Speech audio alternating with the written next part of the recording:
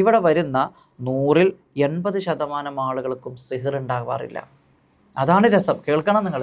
ഇവിടെ വരുന്ന 100-ൽ 80% ആളുകൾക്ക് നോക്കുമ്പോൾ സിഹിറിൻ്റെ ഒരു പ്രശ്നം ഉണ്ടാവില്ല. വല്ല കണ്ണേറോ ചെറിയ ചെറിയ എന്തെങ്കിലും പ്രയാസങ്ങളായിരിക്കും.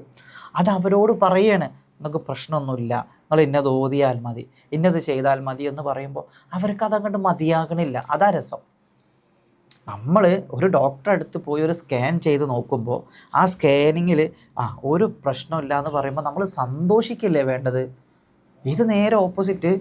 ഇവിടെ വരുമ്പോൾ ചില ആളുകൾക്ക് നമ്മൾ നോക്കിയിട്ട് നിങ്ങൾ ടെൻഷൻ ആവണ്ട കേട്ടോ, നിങ്ങൾക്ക് സിഹിറൊന്നുമില്ല, നിങ്ങൾ സങ്കടപ്പെടുകയൊന്നും വേണ്ട, നിങ്ങൾ ഇന്നാലിന്ന സൂറത്ത് ഓതിക്കോളൂ, ഇന്നാലിന്ന സൂറത്ത് ഇത്ര തവണ ഓതിയിട്ട് നിങ്ങൾ കുളിക്കൂ കുടിക്കൂ, വേറെ നിങ്ങളൊന്നും ചെയ്യണ്ട, നിങ്ങളിത് മാത്രം ചെയ്താൽ മതി എന്ന് പറയുമ്പോൾ ചില ആൾ പറയും, ഉസ്താദ് നിങ്ങൾ ഒന്നും കൂടി നോക്കി, നിങ്ങളൊന്നും കൂടി നോക്കാണേ.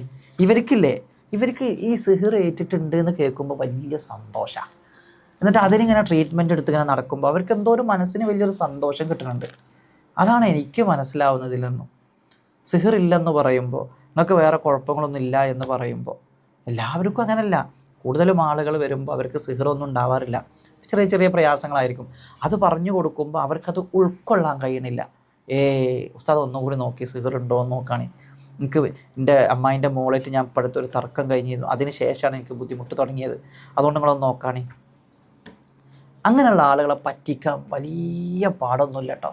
അങ്ങനെ ഇതിലിങ്ങനെ അഡിക്റ്റായിട്ട് വരുന്ന ആളുകളുണ്ടല്ലോ, എനിക്ക് സിഹിറുണ്ട് ഉസ്താദ് നിങ്ങൾ നോക്കാണേ, എനിക്ക് എന്തോ പ്രശ്നമുണ്ട് അത് നോക്കാണെന്ന് പറഞ്ഞു വരുന്ന അങ്ങനത്തെ ആൾക്കാരല്ലേ, അങ്ങനത്തെ ആൾക്കാരെ വേഗം പറ്റിക്കാൻ പറ്റും. അങ്ങനത്തെ ആളോട് പറയണേ, നിങ്ങൾക്ക് സിഹിറുണ്ട് കേട്ടോ, അത് മാറ്റാൻ ഇത്ര ലക്ഷം റുപ്യ ചിലവ് വരും, അല്ലെങ്കിൽ ഇത്ര 1000 റുപ്യ ചിലവ് വരും, ഇത്ര ദിവസം കൊണ്ട് ഞാൻ മാറ്റി തരാനോ ഒരു കൊടുന്നൊരും പൈസ. ഒരു സംശയവും ആ കാര്യത്തിലില്ല. ഒരു സംശയവും ആ കാര്യത്തിലില്ല. അതുകൊണ്ട് ഞാൻ ആദ്യം തന്നെ പറയുന്നു, നമുക്ക് സിഹിറാണോ അല്ലെങ്കിൽ കണ്ണാണോ, നമുക്ക് എന്താണ് സംഭവിച്ചതെന്ന് ആദ്യം നമ്മൾ മനസ്സിലാക്കണം. അത് നമ്മൾ മനസ്സിലാക്കാതെ വെറുതെ ചികിത്സയും കൊണ്ട് നമ്മൾ മുന്നോട്ട് പോയാൽ ഒരു മാറ്റവും കിട്ടൂല.